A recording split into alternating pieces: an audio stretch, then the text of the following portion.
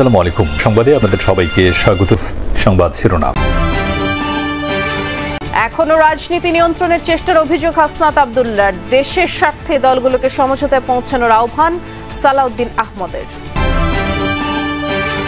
জুলাই সনদ বাস্তবায়নে কমিশনের 5 সুপারিশ। ভিন্ন ভিন্ন মত দলগুলোর। যাওয়ার আগে অধিকাংশ সংস্কার বাস্তবায়ন হবে বললেন প্রেস সচিব।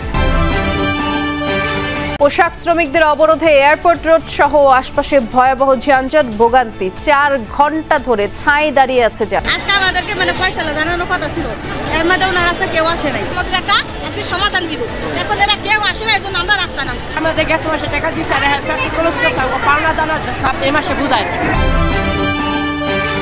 এখনো থমথমে নেপালের পরিস্থিতি। অন্তর্বর্তী সরকার গঠনে হয়নি ঐকমত্য। সাবেক প্রধান বিচারপতির নাম প্রস্তাব জেনজিপি। ফেব্রুয়ারির নির্বাচনের সময়সূচি থেকে সরতে চাইলে তা হবে জাতির জন্য মহা বিপর্যয়, এমন মন্তব্য করেছেন প্রধান উপদেষ্টা প্রেস সচিব শফিকুল আলম। রাজধানীর এক গোলটেবিল আলোচনায় এসব কথা তিনি বলেছেন।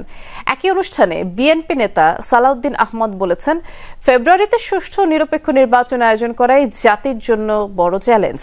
এনসিপির হাসনাত আব্দুল্লাহ বলেছেন, এখনো রাজনীতিকে নিয়ন্ত্রণ বা প্রভাবিত করার চেষ্টা করছে বিভিন্ন এজেন্সি। সিরডাপ মিলনায়তনে সুষ্ঠু নির্বাচনের জন্য প্রত্যাশা ও চ্যালেঞ্জ শীর্ষক আলোচনার আয়োজক ছিল নাগরিক কোয়ালিশন। অংশ নেন রাজনৈতিক দল ও নাগরিক সমাজের প্রতিনিধিরা। বিএনপির স্থায়ী কমিটির সদস্য সালাউদ্দিন আহমদ বলেন, ভিন্ন প্রক্রিয়ায় সংবিধান সংশোধিত হলে চ্যালেঞ্জ হতে পারে আদালতে। দেশ ও গণতন্ত্রের স্বার্থে রাজনৈতিক দলগুলোকে সমঝোতায় পৌঁছানোর আহ্বান জানান তিনি। আমরা এমন কোনো উদাহরণ সৃষ্টি হতে দিতে চাই না যেটা জাতির সামনে একটা উদাহরণ হয়ে থাকবে যে এইরকম একটি প্রক্রিয়ার মধ্য দিয়ে সংবিধান সংশোধনী হওয়া যায়, যেটা পরে একটু উপযুক্ত আদালতে চ্যালেঞ্জ হবে। এনসিপির দক্ষিণাঞ্চলের মুখ্য সংগঠক হাসনাত আব্দুল্লাহর শঙ্কা, প্রশাসনে নিয়ন্ত্রণ নিয়ে সংসদ নির্বাচনের ফলাফল প্রভাবিত করার চেষ্টা করবে অনেকে। জুলাই সনদ এবং দৃশ্যমান বিচার ও লেভেল প্লেয়িং ফিল্ড নিশ্চিত করেই নির্বাচনে যেতে হবে, এ দাবি জামাত মুখপাত্রের।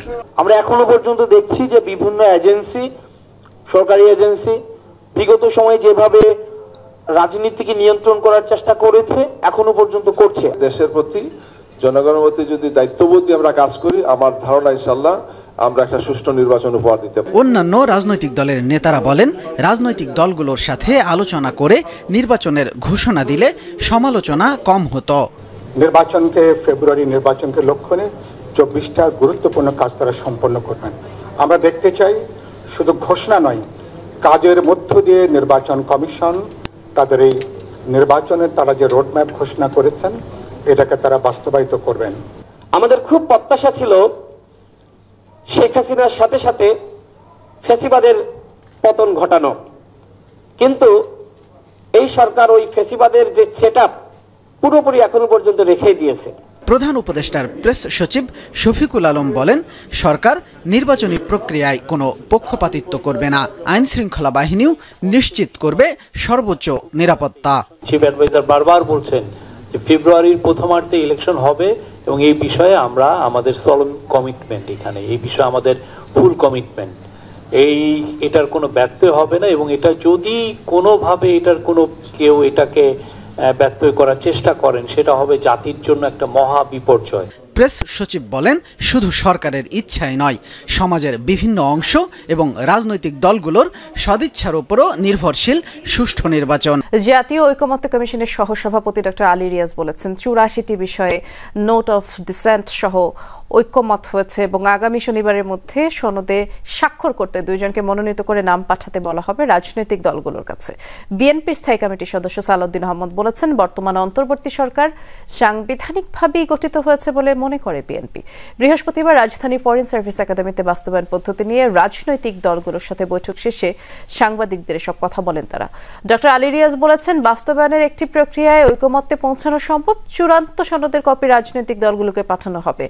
আগামী শনিবারের মধ্যে সনদে স্বাক্ষর করতে দুইজনকে মনোনীত করে নাম পাঠাতে বলা হবে। আর বৈঠক শেষে সালাউদ্দিন আহমদ বলেছেন 29টি দল লিখিত মতামত দিয়েছে। নির্বাহী আদেশ, অধ্যাদেশ জারি, অফিস আদেশ সহ মোটা দাগে 6টি মতামত পাওয়া গেছে বলেও তিনি জানান। সংবিধান নিয়ে প্রশ্ন ওঠে এমন কোনো বিষয়ে পদক্ষেপ না নিতে সরকারের প্রতি আহ্বান জানিয়েছে বিএনপি। ডাকসু নির্বাচন শান্তিপূর্ণ হয়েছে। নির্বাচন সুষ্ঠুভাবে সম্পন্ন হওয়ায় স্বরাষ্ট্র উপদেষ্টাকে ধন্যবাদ জানানো হয়েছে উপদেষ্টা পরিষদের পক্ষ থেকে।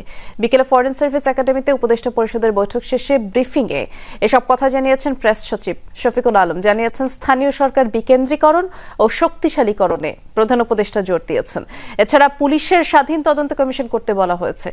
এ সময় সংস্কার ইস্যুতে প্রেস সচিব বলেন 51টি সংস্কার বাস্তবায়ন হয়েছে, 246টি সংস্কারের কাজ চলমান রয়েছে।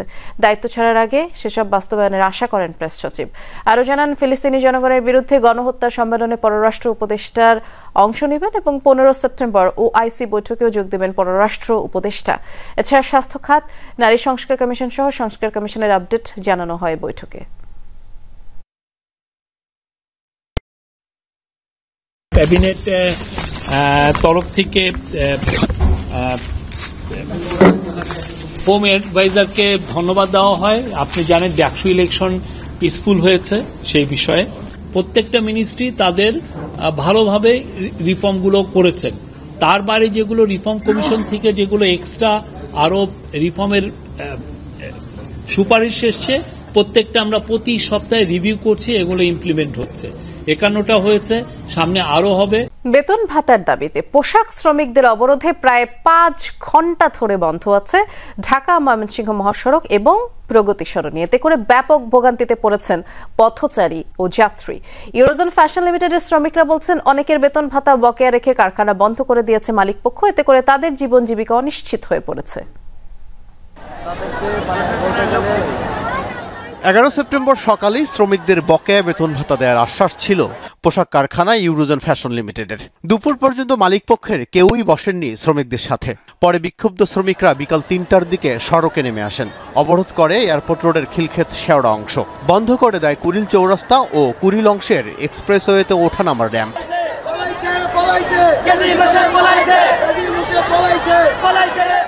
শ্রমিকদের দাবি, গেল সপ্তাহেও সড়ক অবরোধ করেছিলেন তারা।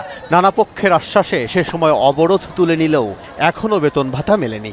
সেনাবাহিনী কইছে আশ্বাস দিছে, পুলিশে আশ্বাস দিছে, এনার কাছে গেছি এখন কিছু কয় না, আমরা জানি না।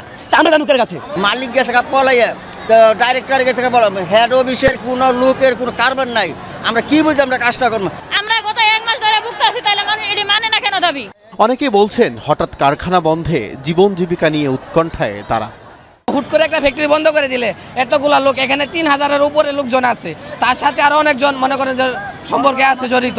হুট করে কোথায় যাইব লোকগুলা? টাকা ঘর ভাড়া, খাবার বিল, এখানে এই যে চলে গেছে রানিং মাছুতে টিবাল, এইগুলো টাকাগুলো কে দিব? আমাদের তো বাসা ভাড়া দেওয়া লাগবে, আমরা খাবো কি?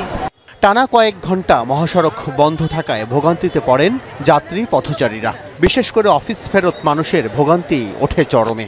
লালবাগ থেকে আসলে আমরা হসপিটালে যাবো, হ্যাঁ আমার বোন ভর্তি, যেতে পারছি না। সাধারণ মানুষের অনেক অসুবিধা হচ্ছে। সেই যমুনা ফিউচার পার্ক থেকে হেঁটে হেঁটে এখানে আসলাম, এখন জানি না সব গাড়ি ঘোড়ার অবস্থা খুব খারাপ।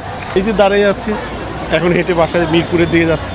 আমি 5টা বের হওয়ার পর হাইটে তারপর আসতেছি, বলতে পারি না কতক্ষণ যাব। জানা গেছে ইউরোজেন গ্রুপের 3টি পোশাক কারখানাই কুড়িল এলাকায়।